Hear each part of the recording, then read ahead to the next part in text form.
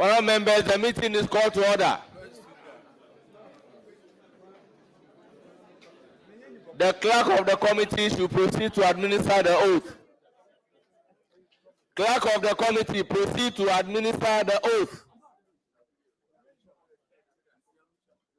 Honourable members, order. Let's have some order.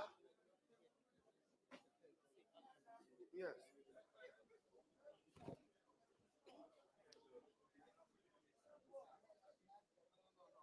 Clerk of the committee, proceed to administer the oath. Babaru, you seem to be in a hurry. Babaru, no, ranking, Babaru, you saw what your people did this morning. No opening remarks. We will do opening remarks on your turn. Babaru. Hereby proceed to administer the oath. I, Honorable Haruna Iddrisu, Swear by Allah. That the evidence I shall give before this committee touching the matter in issue shall be the truth, the whole truth, and nothing but the truth. So help me Allah.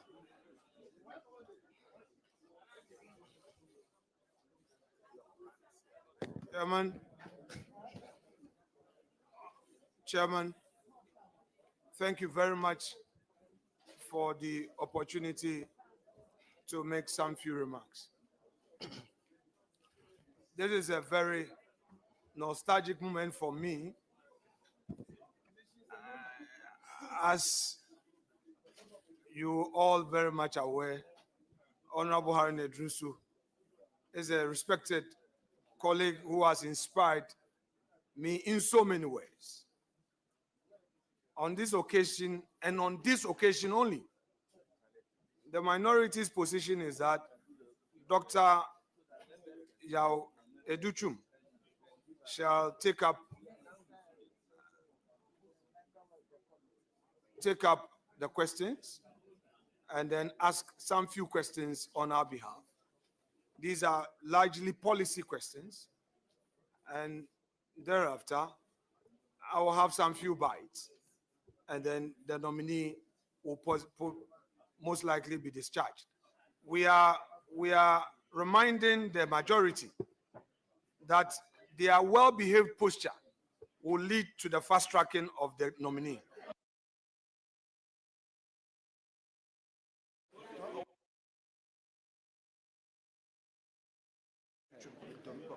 Honorable Educhum, you have the floor. Thank you, Honorable Chair. I also have that kind of nostalgic feeling coming to Parliament and having our leader guiding, mentoring, and now leaving the Education Ministry, and he's about to take over.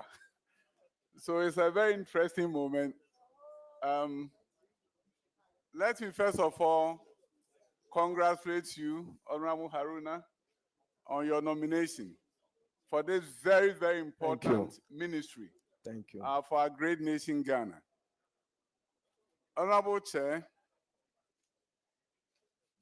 I know Honorable has done some work at the Ministry of Employment and Labor Relations. At that time, he superintended over TVET education for most of the TVET schools that are now under the Ministry of Education. Chair,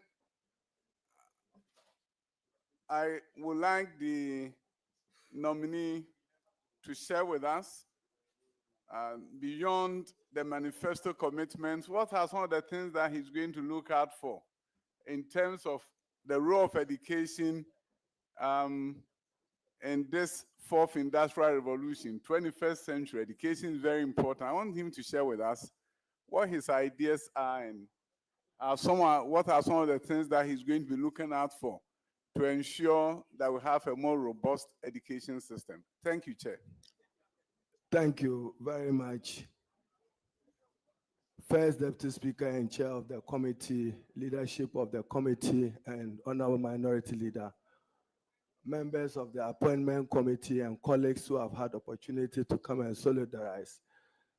It's my honor and privilege to respond to the question posed by the just past Minister for Education on what President Mahama and the NDC intend to do with the education sector. Let me assure the Honorable former Minister of Education not just as a matter of human rights, but a powerful and key driver of development and one of the strongest instruments that can be used to reduce poverty, improve health, and ensure gender inequality. President John Dramani Mahama intends to increase investment in the education sector to respond to the infrastructure deficits of the education sector, beginning from preschool through basic primary education to free secondary school and to the tertiary level. Enormous financial investment will be made to continue with major initiative that was done. Chair, fortunately for me, this is a sector which has the best of expertise. I intend to rely on their varied experiences and expertise to guide me in the formulation of policy, the improvement of policy. But Mr. Speaker, let me assure this committee that President John Dramani Mahama has no option to cancel free senior high school. Therefore, those who listen to him, even in the course of his campaign, to have stated that he will expand free senior high school to private schools was to tell Ghanaians that as President of the Republic, he wants to give true meaning to Article 25 of the 1992 Constitution and Article 38, which spells out the objectives of our educational policy. But Chair, the important thing is that he will subject the free senior high school to a review. The review will mean subjecting it to, one, there will be a stakeholder national education forum to discuss the future and state of education in Ghana, with emphasis on the future of the free senior high school, in particular, how to assure it of adequate, reliable, sustainable financing. Mr. Speaker, I do not want to, at this moment, stir controversy, but some of the numbers, Mr. Minister, as you may recall, I will validate some of the statistics to some statistical validation of those issues. So we will undertake a stakeholder forum which will involve donors and partners, involve academia, parents, and students to review the free senior high school program. I should acknowledge, as Pearl have noted, that it remains one of the boldest steps in wanting to transform education. It was a matter of debate between free universal education absorbing all the costs and progressively free, starting with infrastructure. But President Mahama intends to undertake a comprehensive review of it to make it sustainable. Thank you. You have a further question? Yes, of course. Yes. Yeah. Let me indicate that we have two members, leadership of the subject matter committee. But the two of them will not ask questions. One will pose all the questions.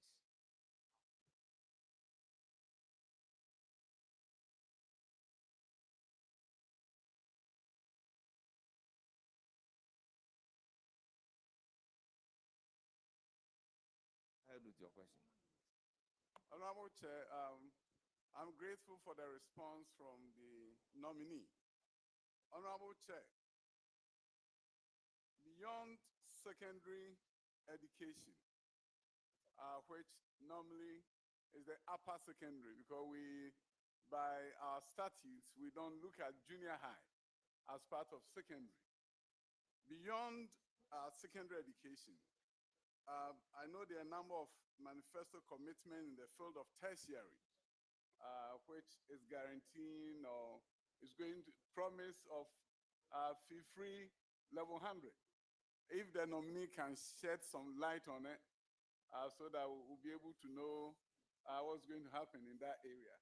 Thank you very much, Chair and members, and thank you, Honorable Minister. President Mahama and the NDC promise free tuition for students from level 100 who would undertake normal programs in the various public universities of our country, including what he has said, expanded to private tertiary institutions. They number a population for which the country will require about 345 million Ghana cedis. Of the that is what the state will be required to do. We intend to provide that money to the affected universities, at least one to make refund to all those who have already paid those fees. But Chairman, the beauty of this is that it's open.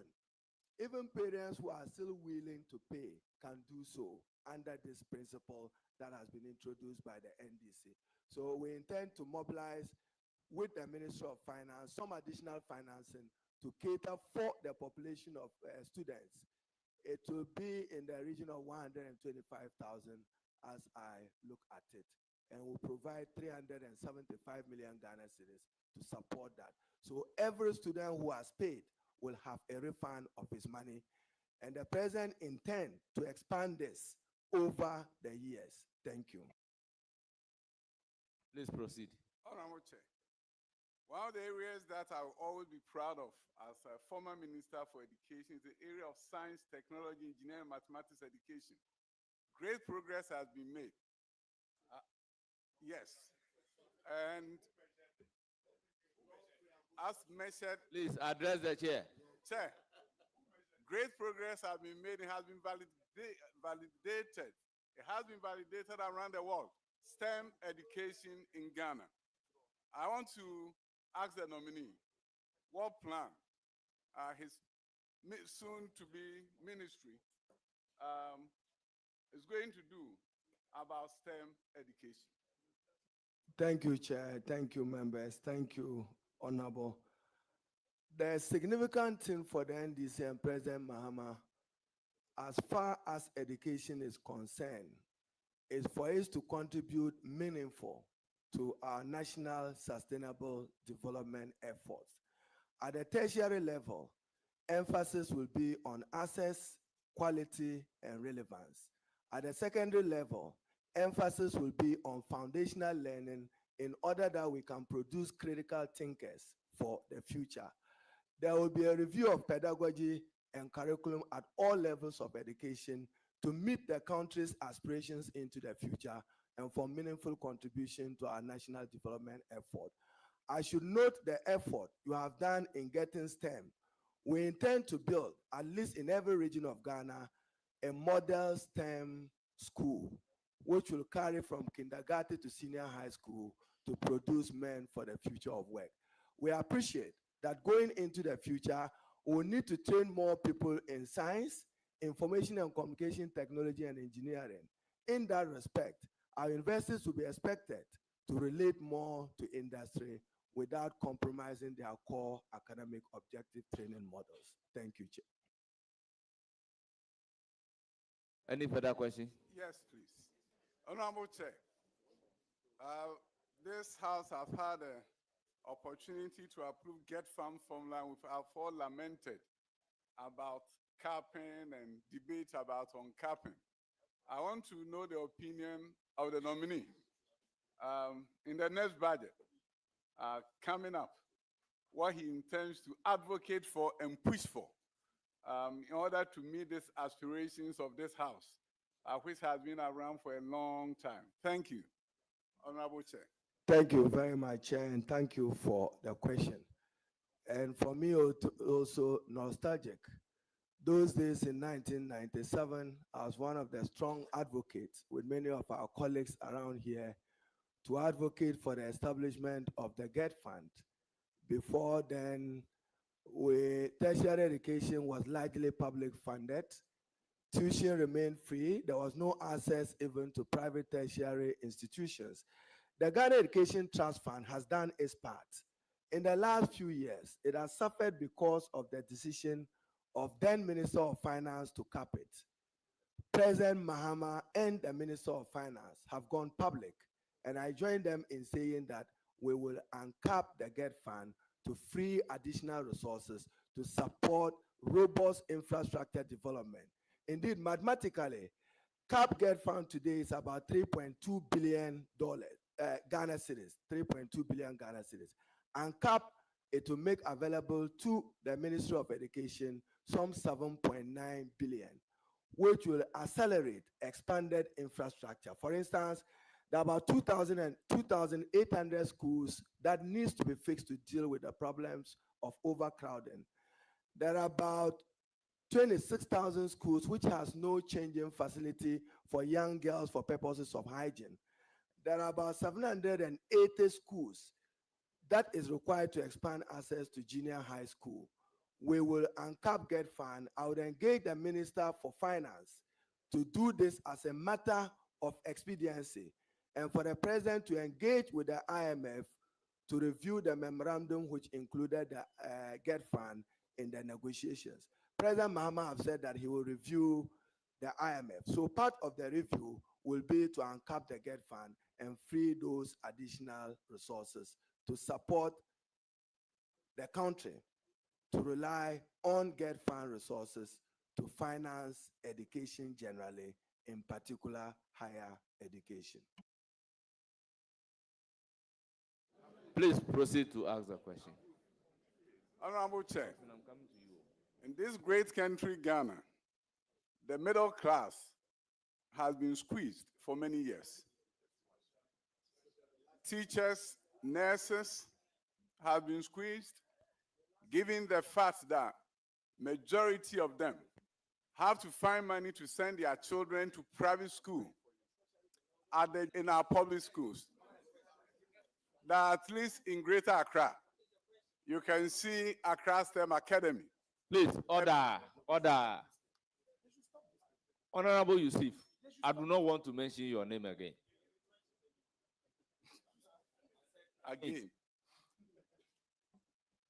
So the public school transformation agenda is something that is very dear to the middle class. Honorable Chair, I want to ask my soon-to-be Minister for Education, what are his ideas and opinions about making sure that children, all children, have quality public schools to attend, and that if a parent doesn't have the resources, they will not go and look for a loan to send their children to private schools. Thank you, Chair. Thank you very much, Chairman. Chairman, our intervention in the education sector will be all-encompassing. We will give true meaning to the pursuit of free, compulsory, universal basic education. In my reading in the last few days, I have come to appreciate a major dichotomy which needs our urgent critical attention. Rural-urban dichotomy in the quality of education, northern-south dichotomy in the quality of education, and more deprived schools not producing because of quality of teachers and the presence of teachers in those areas. I intend, even when we assume office, to engage the Honorable Minister for Local Government as part of the financial realignment to get him to accept that teacher accommodation can be done by realigning common fund into building those for teachers in the rural areas. I do know that conditions of service generally for workers in the Ghanaian public sector is not the best. I had the privilege in the last few years to be Ghana's Minister for Employment. I did my utmost best to deal with some of the most incipient labor disputes of the country. But nonetheless, the cascading effect of what you do for the teacher its economic and financial implications for the nurse, the pharmacist, the doctor, is what guides the purse. Therefore, what is in the kitty? We need to improve revenue mobilization generally. And in education, it will be appreciated if, and parliament members are here, if we can dedicate 20% of national expenditure into education, or allocate at least a minimum of 5 to 6% of GDP to support education, then over a 10-year period, we would have done enough to expand and make these facilities available. At the basic level, and this was my concern, you haven't achieved free compulsory universal basic education, and you have up there a free senior high school education. You will still have in urban areas, Honorable former Minister and Chairman, in the urban areas, the out of school dropout, you see them. In the rural areas, you don't. That's the danger. We also have to be careful that we are not producing unemployed graduates from free senior high school who would become a threat to an unemployable. So that is why Minister hailed some of the TVET initiative, because we have to improve employability. And employability is better than through technical vocational training. We will expand access to all TVET institutions. I'm aware that some of your initiatives were 30, 20, 40%, because you didn't have money because you capped Get Fund. You remember, I don't want the minority leader to look into my eye. So the uncapping didn't free resources for you to be able to expand those TVET institutions. President Mahama and the NDC will complete all those TVET institutions, given respect to the directive principles of state policy, that as president, he has a responsibility to the state to continue every good initiative of the previous government. I thank you. Thank you. You have further questions? Please go ahead. And I plead that that should be the last question. The last one. Honorable Chair, I think there has been interesting debate about the issue of e-blocks. And e-blocks, we completed a number of them across the country. But the good news is that government is a continuum.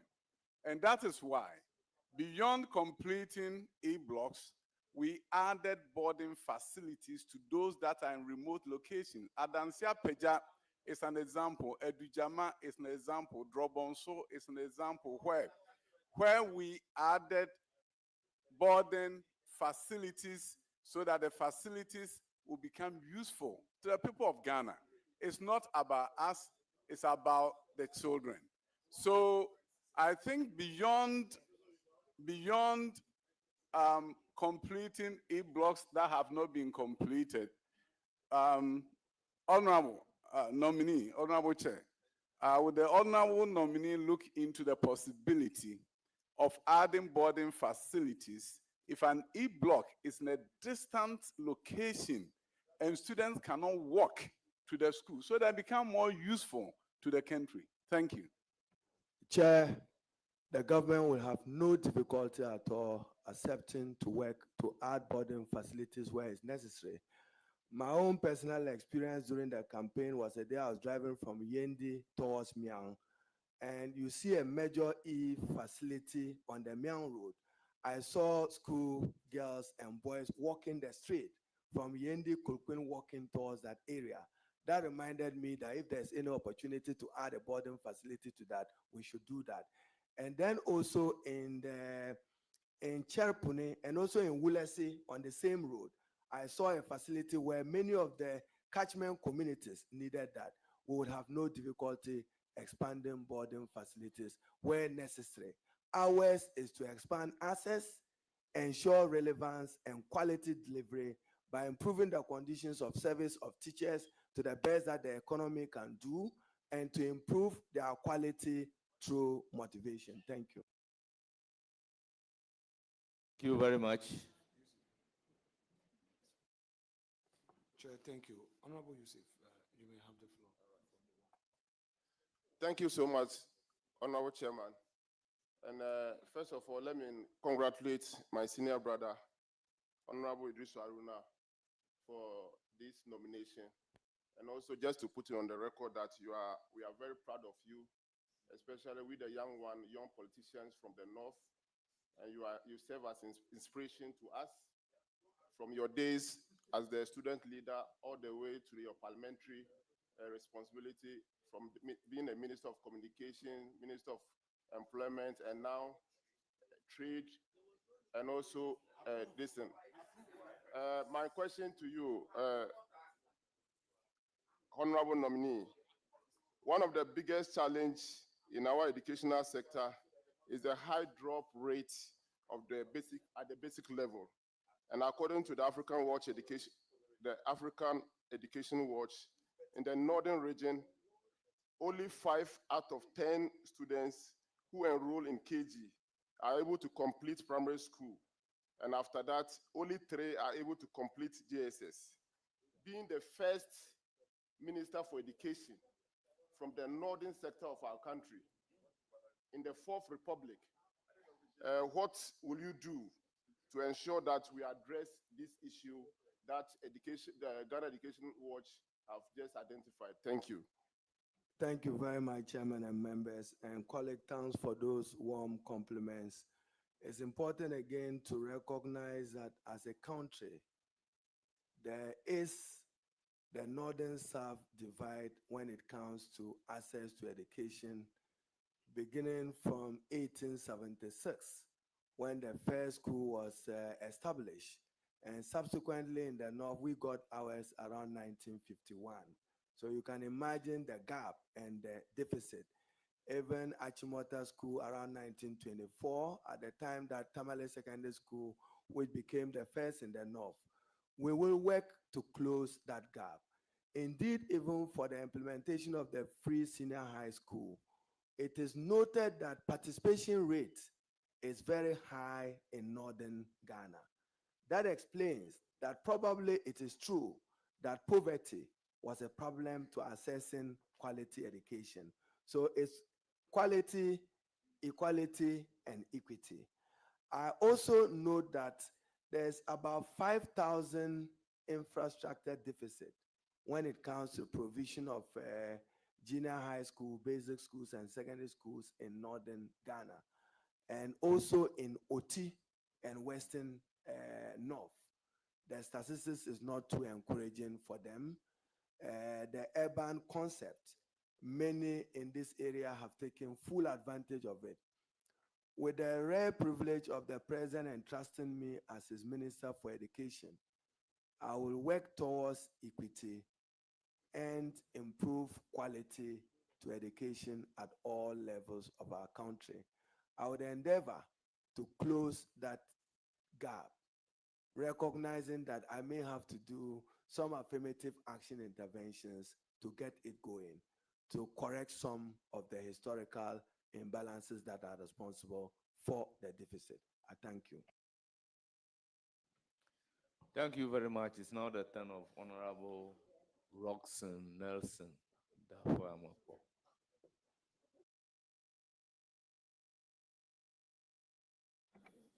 Chairman, thank you very much. Leader, you are welcome. Thank you, Honorable. Yet you are moving to your fourth ministry, from communications to trade to labor and employment, or employment and labor, and now education. I'm sure something bigger will follow this. You are welcome. Let me say that the dexterity with which you answer your questions, oscillating between different subject areas, even though they are education, tells me that you flourish in this portfolio too. You will do well. And let me also commend you that I'm part of the people you mentored. I remember very well the day you asked Abuja to mentor me because I have potential. and we are your products. You know your products. We are about 7. Suhini is here. So we want to commend you for this. I want to wish you well. And we know that the reform that the sector cries for, you bring to bear, especially in areas that require it. The free SHS bill that was never done, I'm sure it will be one of your priorities so that it could be passed to ground this good policy. We wish you well. Approved. Thank you very much. Thank you Thank so you, much. Honorable, for those warm words. I will take a comment from the Chief Whip, Honorable Anodombre. Let there be order.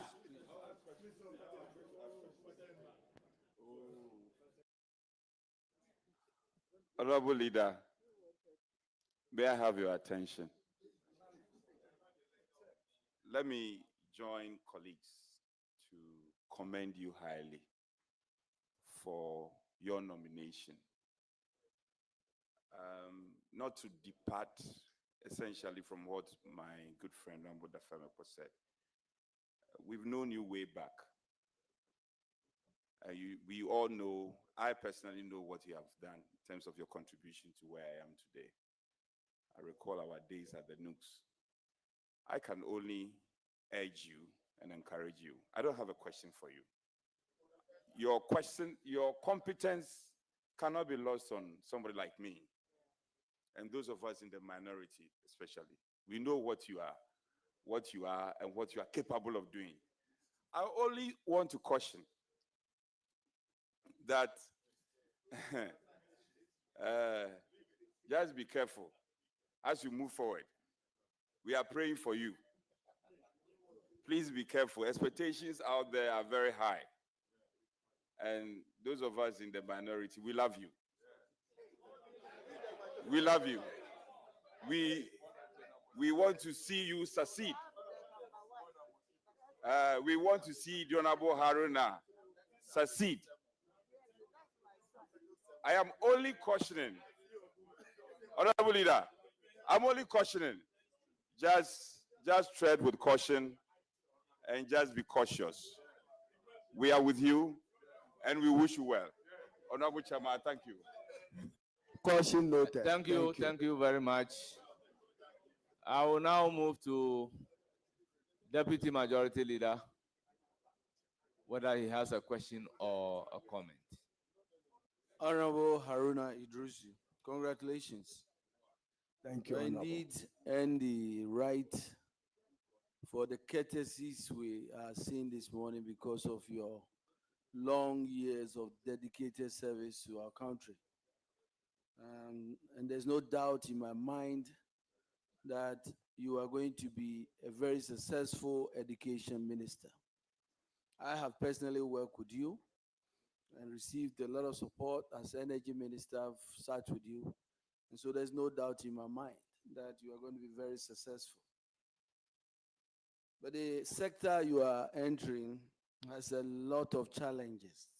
And one of them has to do with industrial unrest, especially strikes by various professional groups in the educational sector. I know you've been a labor minister, and these are challenges that will stare you in your face as a minister. What are some of the strategies that you'll be adopting to address some of these challenges? Chair, thank you very much. As I have said, it is a sector which is also advantageously has the best human resource of our country, from the professors, doctors. We will work with them. Industrial disputes are inevitable.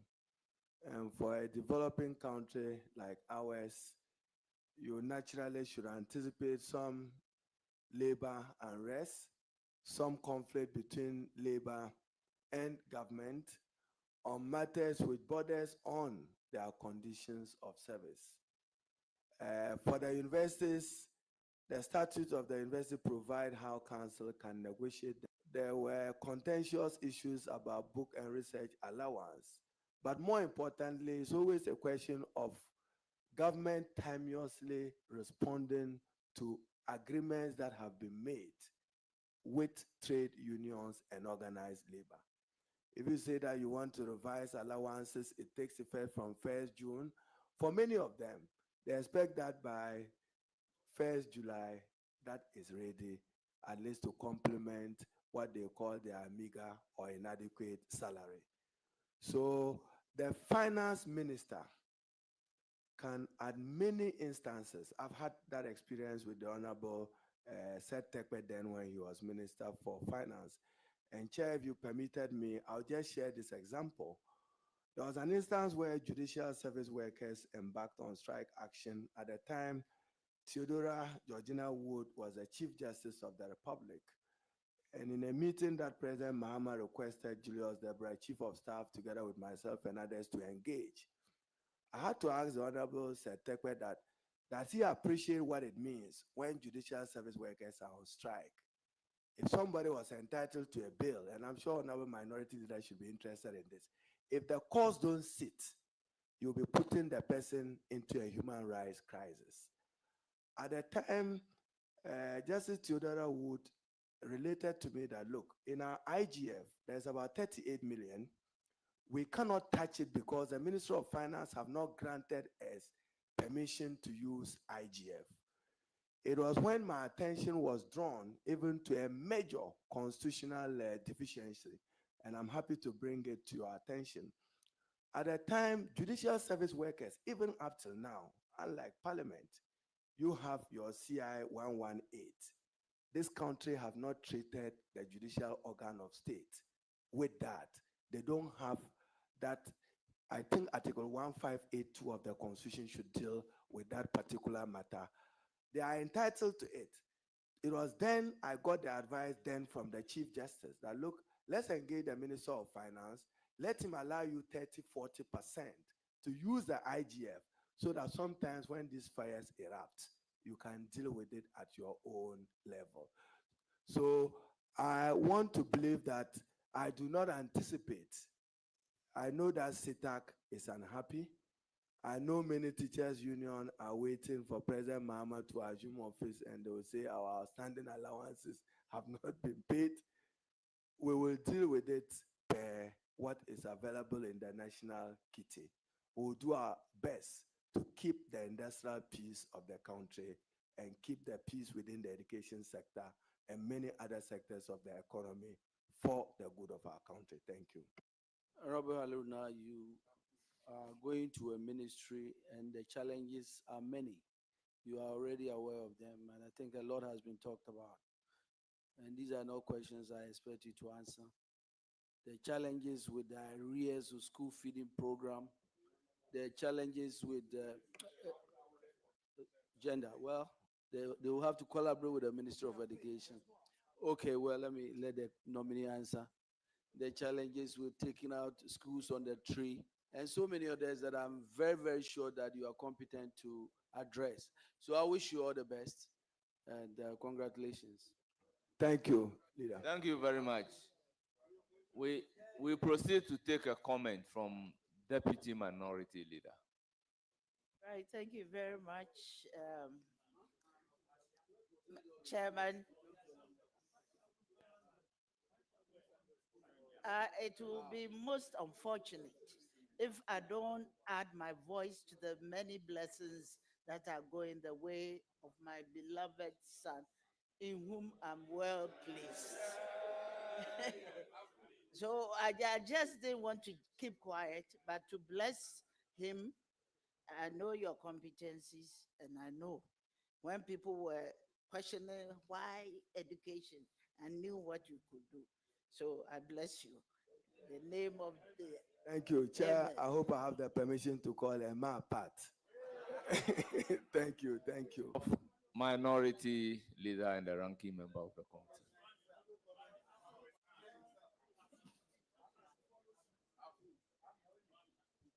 Chairman, thank you very much. Leader, This room is filled to its full capacity. It tells all of us how popular you are with ordinary people. I can see behind you a lot of people. Now, I want us to do a little exercise. On your CV, you have on page one of three, you have for residential address, 2 Shippy Close, Fedeos, Cantonment, Accra. If you'll be pleased, the cantonment is where you live, correct? Yes. I live, when you are entering the house, you see the fiddles written by the wall. Very well, nominee, I understand. I know cantonment very well. You live at cantonment. Yeah, I do. I used to be in Bubuashi. Honorable nominee, you provide the Thank you. specific answers to the very questions I asked. You know, you be my respected senior. Members want us to finish you quickly. And if you open yourself up, then maybe there will be more follow-ups. So you live at cantonment. Yes. Very well. Now, this residential facility, this property, is it a rented property or it is your house? It is my house. You are very honest. Thank you very much. Thank you very much, Honorable Haruna Iddrisu. The reason why we, the young ones, respect you is such courage to face the truth that will take you higher, as prophesied by Roxanne. So it is no offense for a politician to own a property at cantonment, correct? Not at all, depending upon your... Order, order. Chairman, with respect. Chairman, with respect. Chairman, with respect. You've had calls to caution the friends of this committee from the majority side. Please, let us observe some decorum, respectfully. Honorable Haruna Iddrisu, it is saying, Yeah. in Krahim Fana Wote, Meti cantonments, baby.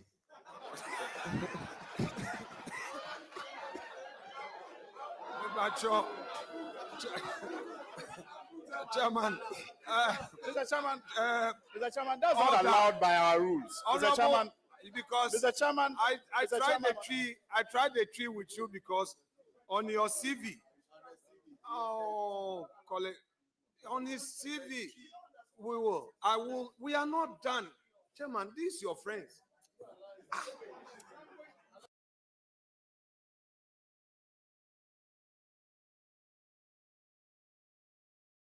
Please go ahead and address the chair. Chairman, thank you. Honorable Haruna Iddrisu, Pacho, why a MP in Fiese? About 20 years in there. Very well. So those are, you've passed. Because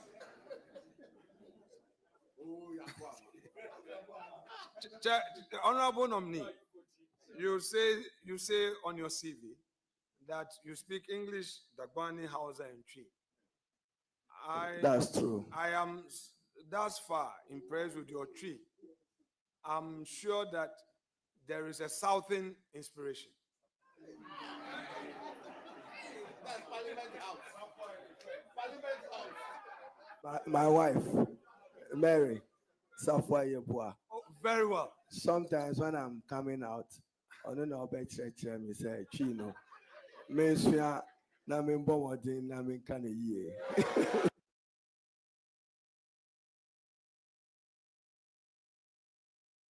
So, Chair, you have disclosed that Madam has inspired you with a tree. That's great. So, Chair, I want to know from the nominee whether or not he benefited from free education.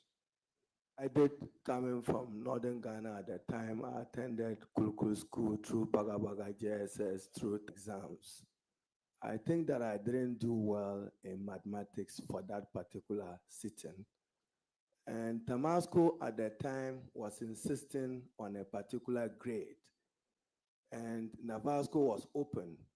If you had evidence that you were about rewriting, you could come and justify. So I went to Navrungu Secondary School for the A level.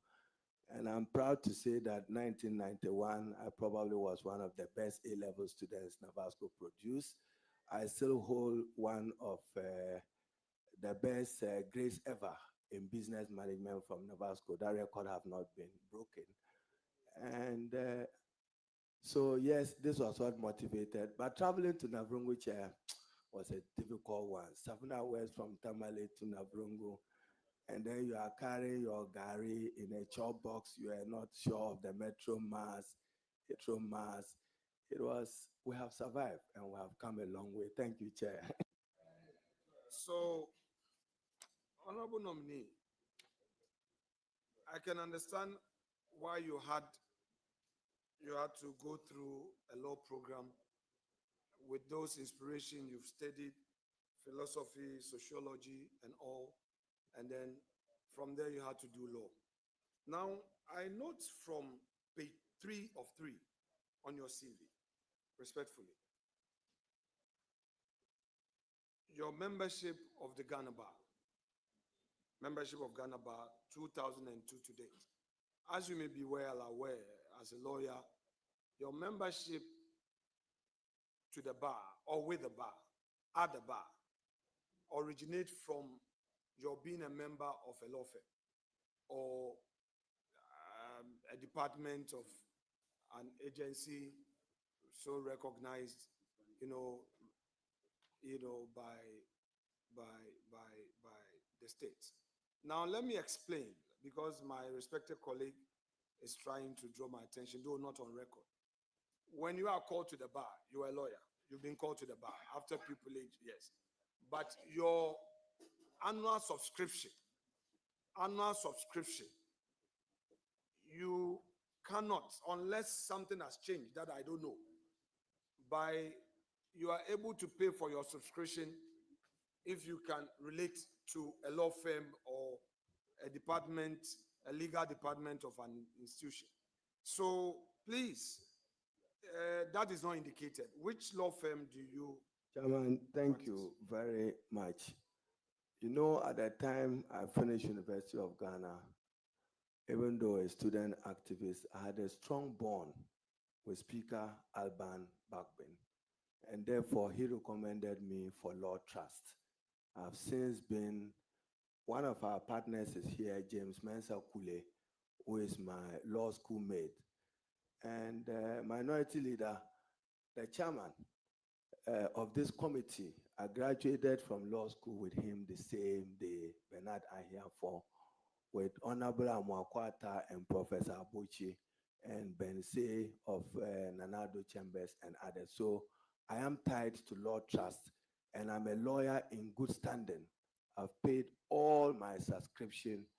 Indeed, subject to Parliament clearing me, I do 2 additional things. I'm into football and I'm into law. I appeared before the element to get justification to hold office Honorable of nominee, profit. enough. Honorable nominee, the almighty free SHS that you're looking forward to reform, review, is in order. I mean, obviously, coming from where we started, from where people even thought it is not possible. I am happy that as a nation, we appreciate the fact that we've done so well in educational reforms. The respected Dr. Yaweduchu, above all, the Akufo-Addo government, I feel assured that you intend to review and look at the areas that we were not too successful so that you make it better. That said, may I tease your mind on this? There is this talk that even in mighty America, free education does not include boarding. In advanced democracies where emphasis is on free education, boarding is not part. And at Ghana, we have punched above our weight by introducing free boarding. Your honest view, do you think that we must continue to have free boarding? Even expanded. Kandiga is not America. Wulugu is not America. I'm sure one of the communities in the Winneba area is not America. They have access, the transport systems are networked and effective. It is not so for Ghana. For many children, I'm sure members of parliament even have to buy bicycles to support them to be able to commit to school daily. It means that for some to access this good quality education, they need to do more. So increase boarding facilities for deprived rural areas is important. Review, as announced by President Mahama, is not cancellation. Thank you. Honorable Chair, if the nominee will be pleased, I should proceed to have a discussion with him on the tertiary education we have in Ghana. His party in opposition promised free university tuition for year one. And in all fairness to your government, you were very specific that you pay for year one. First semester of the academic calendar for the universities have since commenced. May I know from you whether your government intends to implement this policy in your first budget to take care of semester one? No. On the authority of President Mahama, I'm sure his Minister of Finance, if this House approved, Honorable Tuforson, will present the reset budget of the government. It will include some provision of some 345 million cedis to cater for admission fees for students undertaking courses in the normal subject areas, not professional areas like medicine. And for President Mahama, this is a model experiment. You will look at it. How do we fare as a country? If it is possible for expansion, then he will expand it. And he's not asked that if you are able, you should not. We know that some students have already paid their admission fees. It will be refunded to them. Honorable Leader. Honorable Chair, we are engaged in a public discourse. If the nominee will be pleased, may he bring clarity to this matter. In your manifesto launch, which took place in Efutu, Winneba, Efutu. By the way, Winneba is the capital of Efutu. And you entered Winneba with all the glory and assurances to the nation. You did not say admission fee. The statement was free universities. I'm quoting President Mahama's words. Free first year tuition fees. First year, we have semester one and semester two. It is the NDC manifesto did not promise admission fee for first year.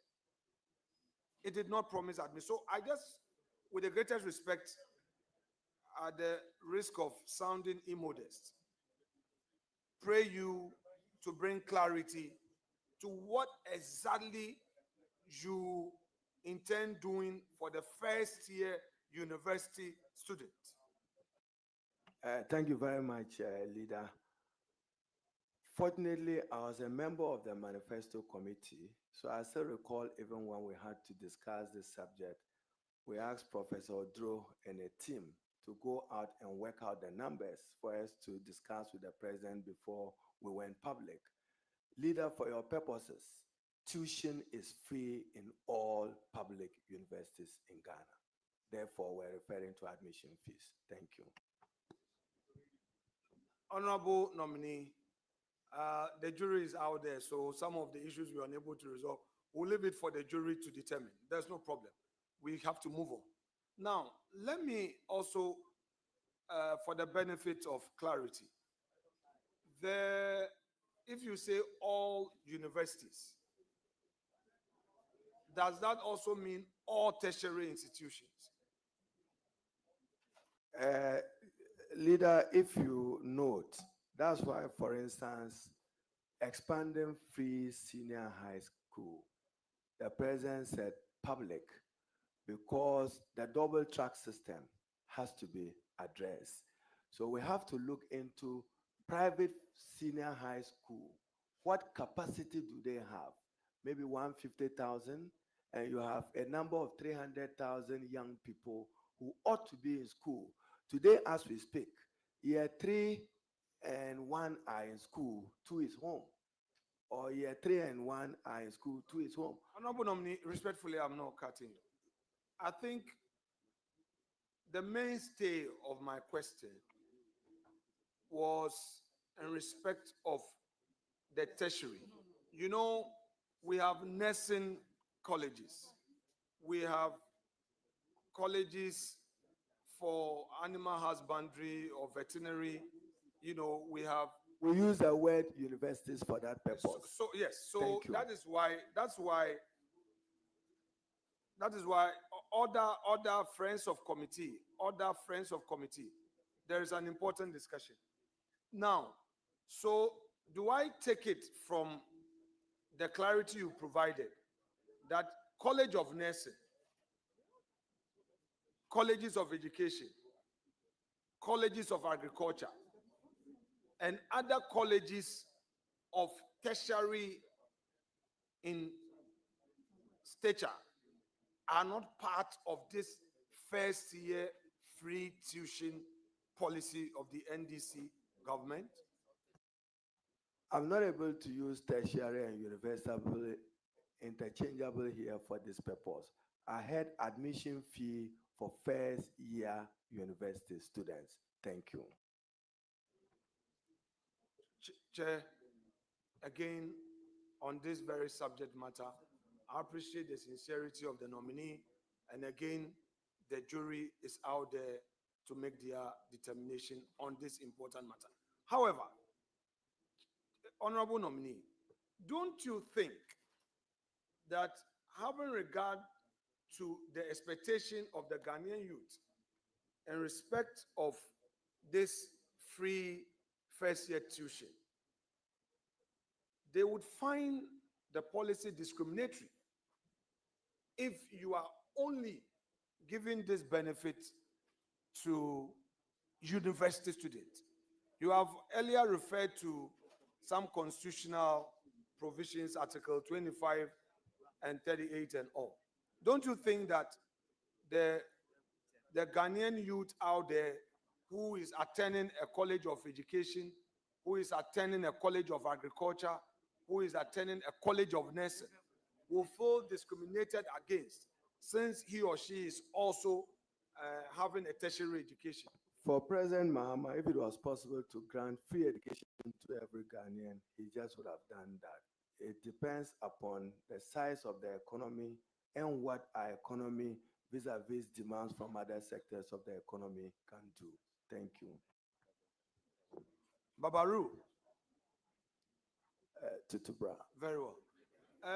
So You have to tell members that you are the only person who knows my two known name in the university. on the TVET, you know, the enrollment levels were very low until it was also made free. Can you share with us your plans in ensuring that you sustain, one, and two, to encourage as many talented Ghanaians to walk that path in acquiring skills rather than insisting on going into the mainstream senior high school? Thank you very much. The relationship between industry, employability hinges on the quality and training of young people with employable skills, which are largely technical, vocational. I'm aware that the Honorable Edichum and his colleagues tried a number of TVET institutions.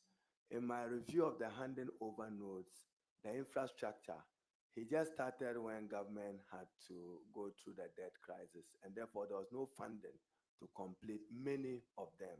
Be assured that we'll complete all of them to support President Mohammed's agenda to get more young people employable by way of those skills.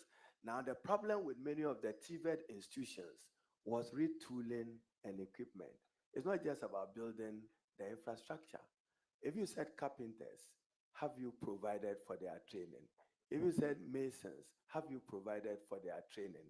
So we'll look into it and ensure that at least every region has a model of the TVET institution that is dedicated to them, because we also must deal with a problem that you don't get 300, 400,000 SSS students who don't know their fate beyond completion of senior high school. Then you'll be producing a cohort of unemployment graduates for that category of young people. So we would invest in TVET. Technical and vocational education is important, and requisite financing will be provided for them. But as I said, I look forward to decapping Get Fund and dedicating many of it to get robust infrastructure done. Chair, if the nominee will be pleased, I would want to draw his attention to His Excellency the President.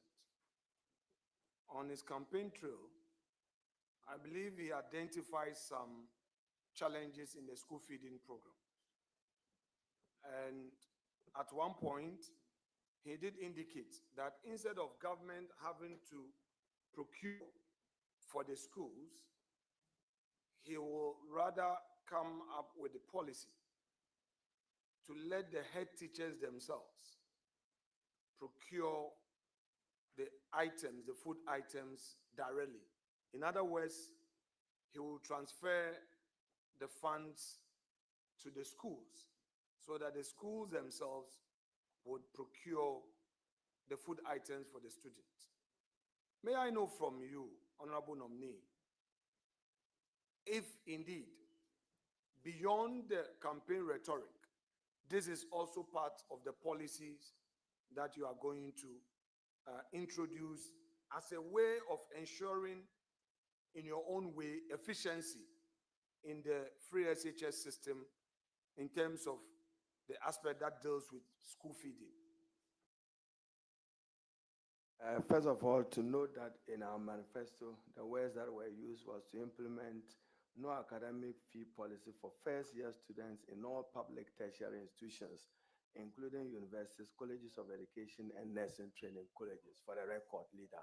So this is our pledge. I know why I was pushing you, but I'm happy, you know. I appreciate it. I know why I was pushing you, because your manifesto is here. So I wanted to be sure. And so I'm happy you've gone back to clarify, to give assurance. Thank you. Yes, I must. If opposition leader cannot have access to your manifesto, then what is my use? I must have it. Thank you, leader. And chair, school feeding.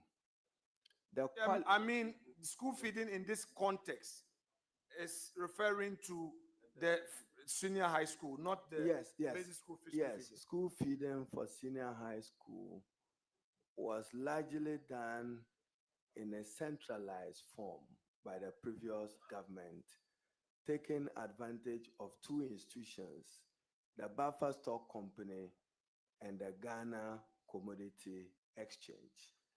And it allowed for central pitches in some quantities of these food items. Headmasters already played some role when it came to perishable items, uniforms, and others. We have to phase out implementation because we cannot afford any food shortages as the schools run. 3rd January, we have to provide for stability of their calendar and make sure that there's adequate food and the quality of the food. But certainly the GES and headmasters will have a role. It's more, Chair, a cash flow problem and how early the Ministry of Finance releases those funds. If we are not careful, there will come a time that you would have done purchases and major suppliers will say that they won't do it because they've not been guaranteed or assured. So we have to deal with the cash flow problem, which is a matter which can be resolved between the Ministry of Finance and the Ministry of Education. But for us is to assure that we stop any potential disruption of the school calendar arising out of the lack of or delay in getting these food items to the school. We will work with those institutions, but define a role for the headmasters in a phased out process. Thank you.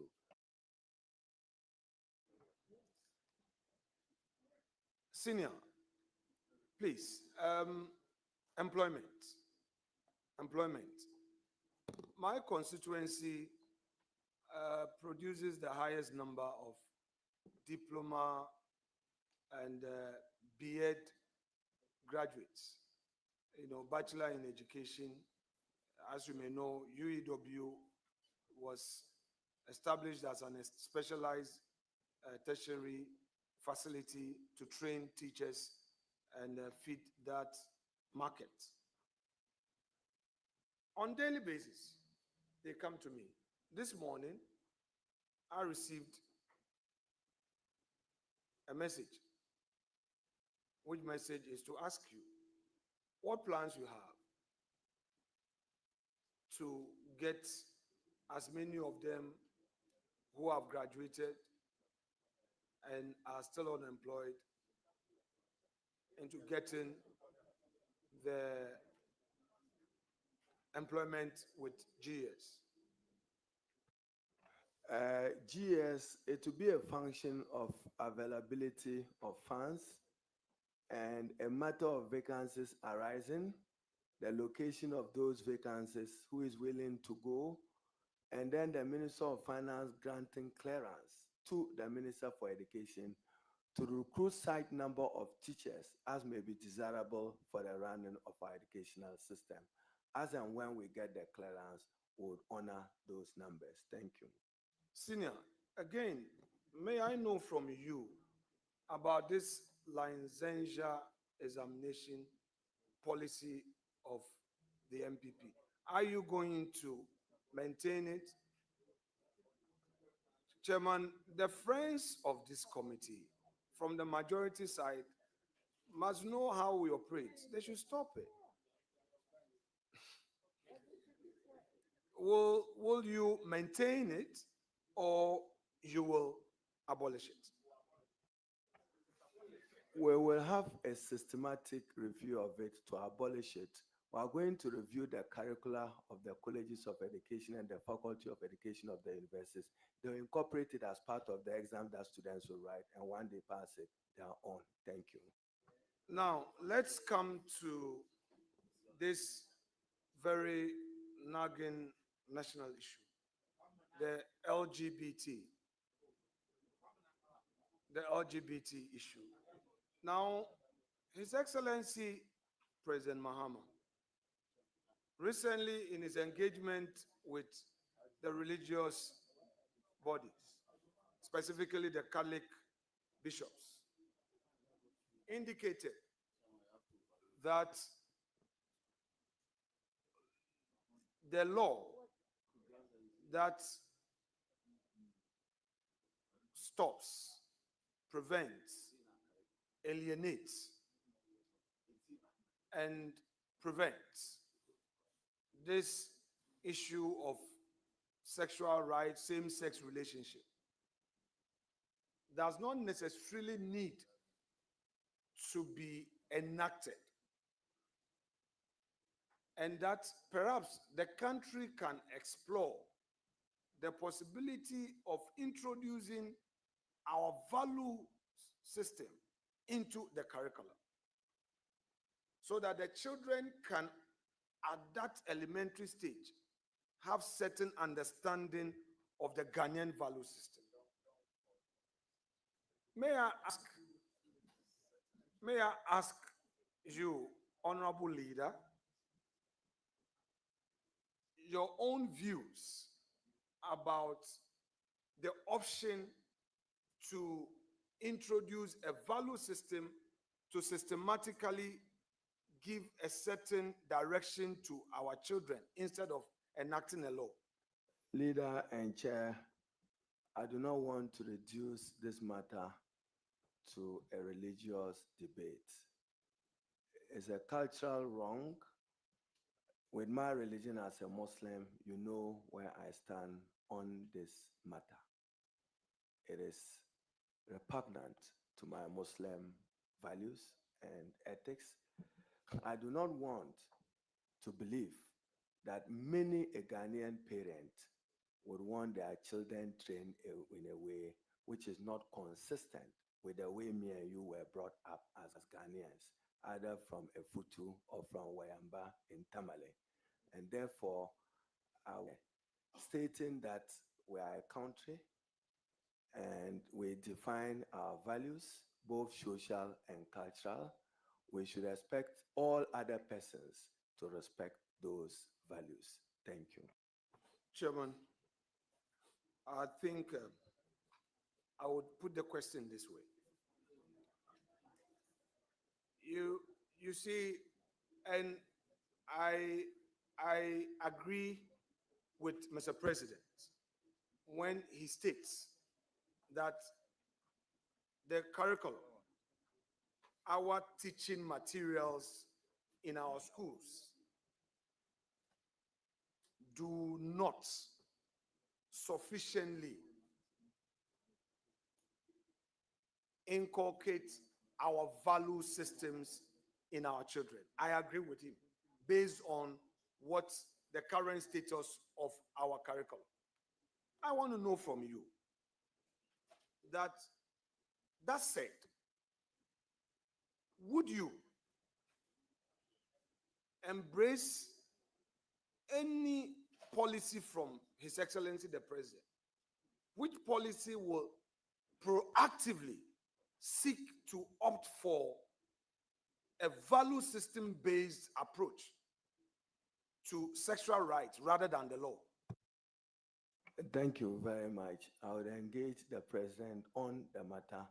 The president does know my position on this subject, and it remains unchanged. But I do not think that any Ghanaian parent want teachers to take their child to school and teach them that a man can relate to a man and a woman can relate to a man, but within the context of rights guaranteed. We are a country.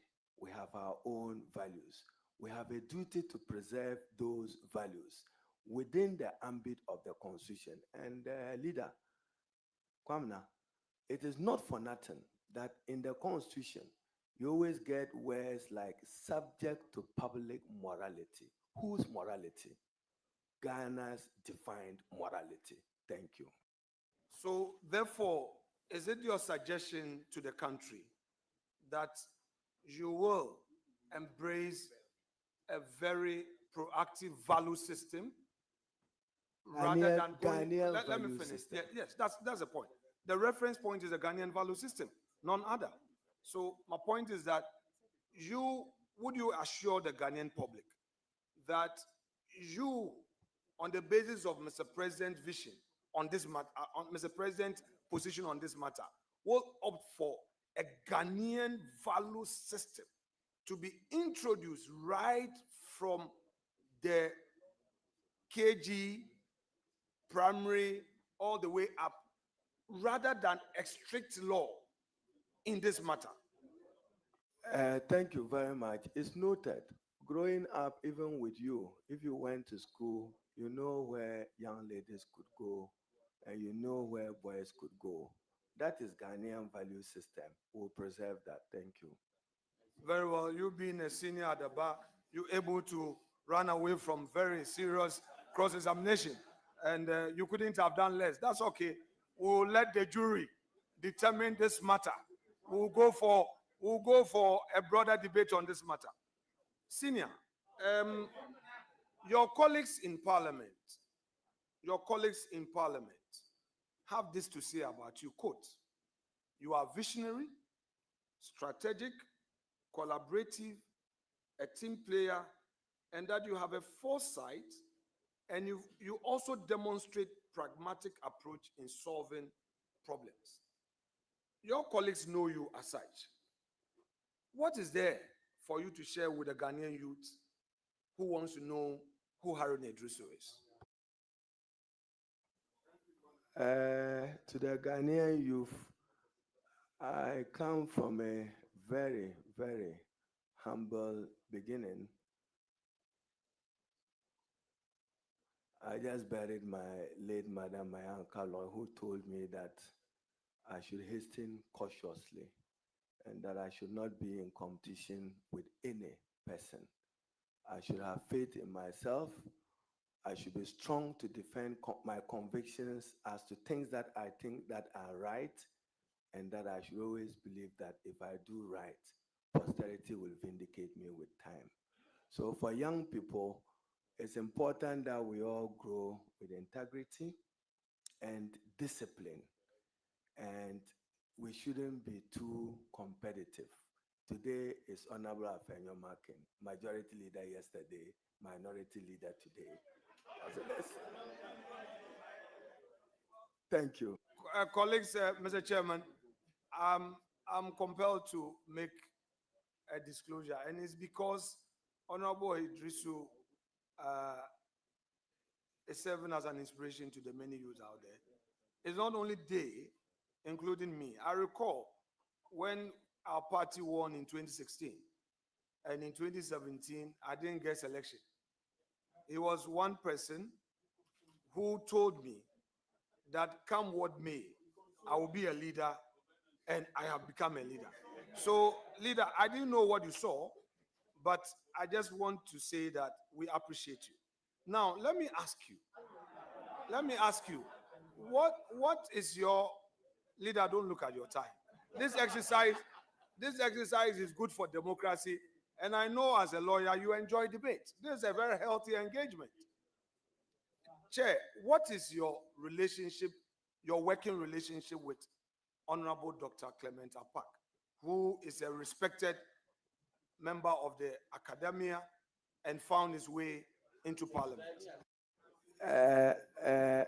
Solid. In fact, leader, the Honorable Clement Apak, I shared a true stance with him. We're in Commonwealth Hall together. I should remember that. Honorable Apak, you are supposed to be calm when there's an advert in your favor. You are not supposed to, you're not supposed to be touting your own whatever. If you can do your own work, do it. We're in Commonwealth Hall together, and I still remember those days with him and Chief Magas when they wanted me to be the chief vandal. It is when I told Commonwealth Hall that I was keeping my eye on the SRC or Nook's presidency, depending upon what support. You know the essential qualification to becoming a chief vandal. So you had all those essential qualifications. Thanks to him. Very well. Thus assured, I entertain no doubt that should Mr. President ask you certain relevant questions, he will receive a tank, Leader, you are making a tank of good, determination for the president. report. Thank you. No, get my question right. This is hypothetical. It's very hypothetical. I'm not part of your government. I'm a humble opposition leader.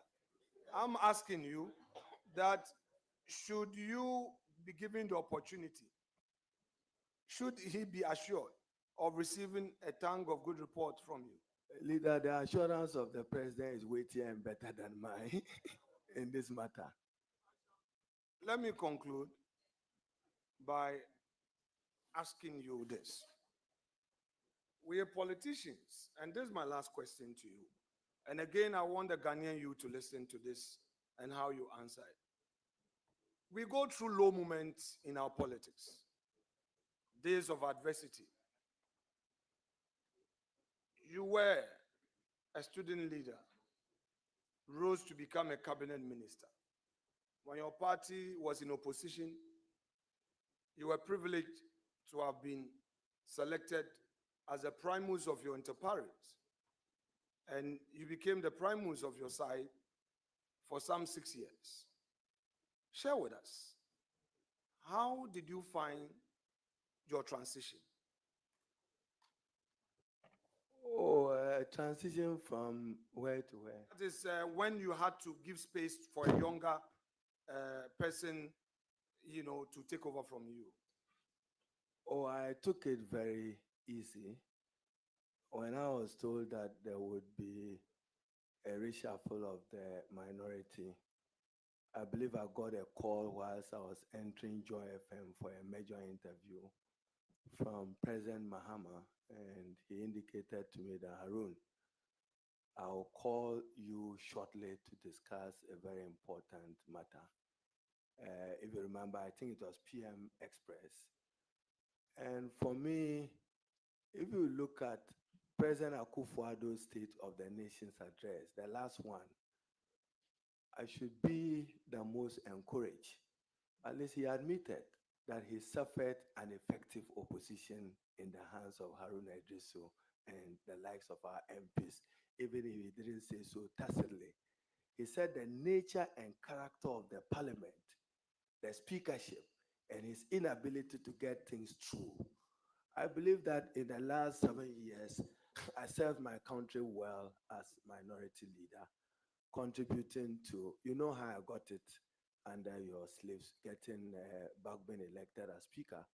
And for many in the NDC, those of you who were at Marriott Hotel, the Honorable Yusuf and Soyene, and nobody is here, I told them that a tortoise will ride an elephant at dawn. You remember that? Didn't the tortoise ride an elephant? We worked towards it and we achieved it. And you know, I had Honorable Muntaka. We had a certain gelling chemistry of a relationship. So as minority leader, getting Bagbin elected was significant for me to change the course of parliamentary accountability in our country. Research have demonstrated that the 8th Parliament will be remembered for its effectiveness in demanding accountability.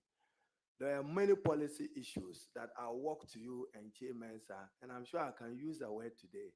There was a day they said, more tunnel, he's been bought. So I walked to you and said, then Che, Namia Kobi now Tommy. I told the Honorable Che Mensa that no, some decisions I'm guided by the good of our country and the future of our country. And that I take those decisions, taking responsibility. Indeed, I told the Honorable Suhine that when President Mahama begin constituting government, I'll be appreciated as former minority leader. Even the engineering you are doing here, people appreciate a Haruna Iddrisu. There were some decisions that you are guided collectively by the party, and then we take a decision. But as I said, I have never, ever regretted being changed as minority leader. I don't carry guilt in my heart. I've had my opportunity. I went out there to campaign and work for the NDC because I was convinced that in terms of the management of the economy, I wasn't satisfied with how the MPP is governance. So I don't carry guilt in my heart. I had a rare opportunity to serve, probably the first in my part of the world, if not the first in my country. And those who know me, there is a Quranic verse that I share with my mother, Aman Rasul. God does not give you a burden you cannot carry. So I'm sure at that time, God wanted a certain burden off my head. Which burden was that? Don't be minority leader, be MP for Tamale South.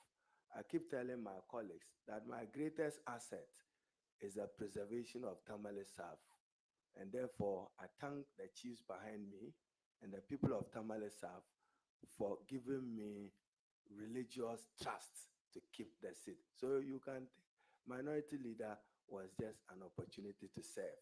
Those 7 years, my footprints are there and they remain there. Chairman,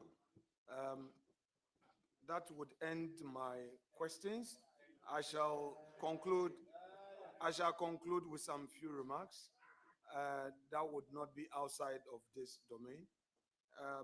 Honorable nominee, thank you for inspiring so many people in the political class.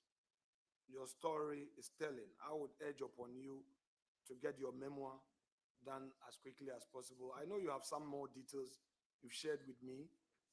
Please let it be known so that the young ones will know that it's not easy to walk this road. But I think that as education minister, if you get a nod, the key person to work with will be your finance minister. And I know the good relationship you have with Ato. If he's proving stubborn, call upon me. I will do him Ato for you, and then he will do the needful. But let me thank you one more time. The committee is here to take a decision on you, by the way. So thank you very much. Chairman. Thank you. Thank Chair. you. Thank you very much, ranking member. May I have the pleasure to announce the presence of a list of visitors here to give moral support to the Minister Designate for Education. Mary Safua Yeboah, a spouse of the Minister Designate. Baba Mamadou Bawa, Nantonna, Ibrahim Mohammed, Nyangpal Na. Please, I am going by the list that I have. So what is here is not Nyangpala, but it's Nyangpal Na.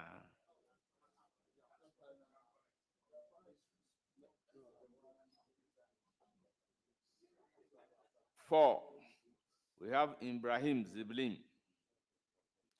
Lamashi Lana. We have Andani Mohammed, Tugu Lana. We have Bukari Yakubu, Kasul Lana. We have Mahama Al-Hassan, Bamvum Bam Lana. We have Dr. Jacob Yakubu Mahama, Zingbalun Na. We have Fuseni Nyabawa, Tamale Dakpama. We have